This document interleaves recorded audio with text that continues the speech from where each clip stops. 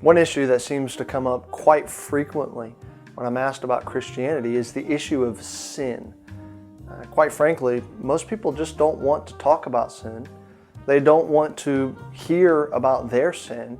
And one of the greatest criticisms about the church is that we talk too much about sin. However, I don't think that's a fair criticism. You see, the Bible teaches us about sin. The Bible tells us that sin is man's greatest problem. And so whether people want to deal with it or not, sin is a reality in this world. And so whether you want to hear about sin or not, there are a few things that, from God's perspective, you need to know about sin. First of all, you need to know what sin is. And sin, in brief, is lawlessness. 1 John 3:4 says sin is lawlessness. In other words, it's a breaking of God's revealed will found in the Scriptures. If you don't live up to God's standard, or you break God's specific commands, you are guilty of sin.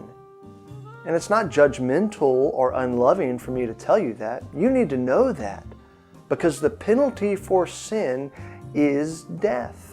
In the book of Romans, the Bible tells us that the wages of sin is death. In other words, sin is what brought death and suffering into this world in the first place.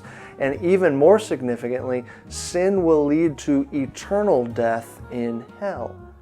When you rebel against the holy God of the universe, when you reject the commands and the law of the Creator of all things, there are consequences.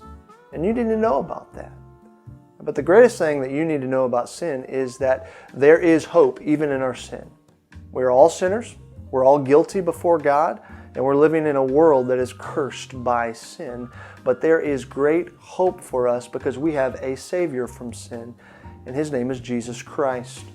In 2 Corinthians chapter 5, verse 21, it says that for our sake, He, that's God, made Him, that's Jesus, to be sin who knew no sin, so that in Him we might become the righteousness of God.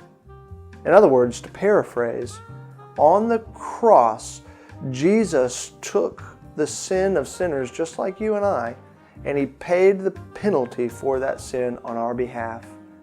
And in exchange, not only did He take our sin, but He provides us with His perfect righteousness, so that not only is our sin dealt with, but we have a righteous standing before God now. And so you need to know that sin is a reality, that there are significant consequences for sin, but there is a great Savior who saves us from sin.